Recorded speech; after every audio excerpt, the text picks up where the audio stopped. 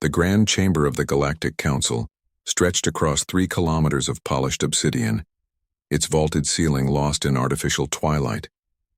Representatives from 400 species occupied their designated platforms, some floating on anti-gravity cushions, others perched on crystalline structures tailored to their unique physiologies. At the chamber's center stood Ambassador Chen Wei, a human woman who barely reached 1.6 meters in height, diminutive by galactic standards. "The Terran representative may present her petition," announced High Arbiter Vexthal, his 12 eyes swiveling with barely concealed amusement. The serpentine Kreshtar had presided over the council for 3 centuries, and had heard countless pleas from lesser species. None had impressed him. Chen stepped forward, her uniform crisp despite the 30-hour journey through hyperspace. "Honored Council, humanity requests military assistance against the Ravager incursion threatening our outer colonies. We've lost 12 settlements in 6 months. Our defenses are—" Laughter erupted across the chamber, not the polite chuckle of diplomatic courtesy, but genuine, mocking laughter that echoed off the obsidian walls. "Defenses?" wheezed Ambassador Throck of the Mandorian Empire, his bulk quivering with mirth. "Your species achieved spaceflight barely 2 centuries ago. You use chemical propulsion." "Chemical." More laughter followed. "The Council does not waste resources on primitives who cannot protect themselves," Vexthal declared, his voice dripping with condescension. "Earth's petition is denied. You may leave." Chen's jaw tightened, but she maintained her composure. "Then humanity formally withdraws its application for council membership. We will handle this ourselves." "With what?" sneered a crystalline delegate from Sector 9. "Your adorable metal ships?" Chen turned on her heel and left without another word. Behind her, the council returned to more important matters, already forgetting the insignificant humans from that backwater yellow star. 6 months later, the emergency session of the Galactic Council convened in chaos. "The Ravagers have gone silent." High Arbiter Vextal's 12 eyes were wide with confusion. 3 entire fleets vanished." "Not vanished," corrected Ambassador Throck, his earlier amusement replaced by something approaching fear.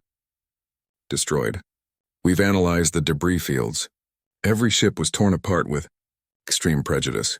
"Impossible," hissed a delegate from the Hive Mind Collective. "The Ravagers have conquered 47 systems. They're the most aggressive force in this quadrant.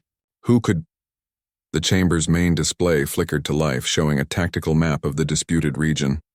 Where Ravager Red had dominated weeks ago, a new color now spread like wildfire. Human Blue. "I believe I can answer that question." Every eye, sensor, and perception organ turned toward the entrance. Ambassador Chen stood there, but she was not alone. Behind her marched 12 figures in armor that seemed to absorb light itself. Their movements were perfectly synchronized, predatory, efficient. "Allow me to introduce humanity's response to your rejection," Chen said, her voice calm but carrying an edge sharp enough to cut through the diplomatic pretense. "When you laughed at our chemical propulsion, you failed to ask what else we'd been developing during our 2 centuries in space." She gestured, and the display changed. Battle footage filled the screen, human ships sleek and dark, moving with impossible agility. They didn't just fight the Ravagers. They hunted them. Railguns fired projectiles at relativistic speeds, turning enemy vessels into expanding clouds of plasma. Fusion missiles tracked targets through hyperspace jumps, and when the distance closed, human boarding parties turned Ravager ships into floating tombs.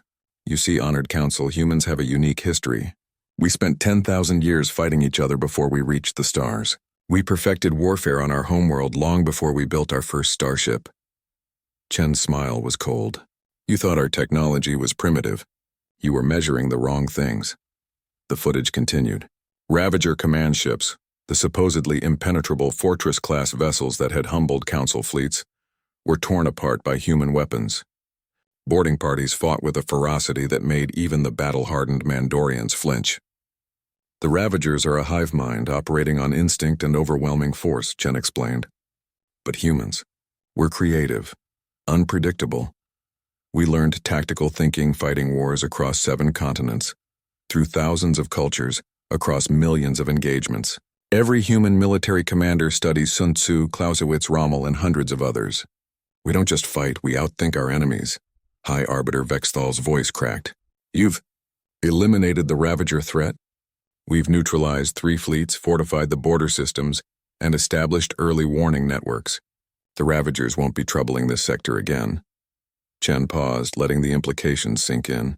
Without council assistance, without council approval, we handled it ourselves just as you suggested. The silence in the chamber was absolute. And now, Chen continued, humanity withdraws from this region of space. We'll establish our own defensive perimeter. We'll protect the trade routes the Council has neglected. We'll offer shelter to species the Council deems too primitive to defend. Her gaze swept across the assembled delegates.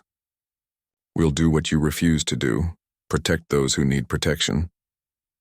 Ambassador Chen, Vexthal's voice had lost all its condescension. Perhaps we were hasty in our assessment. The Council would welcome. Would welcome what? Chen interrupted. Our military capabilities?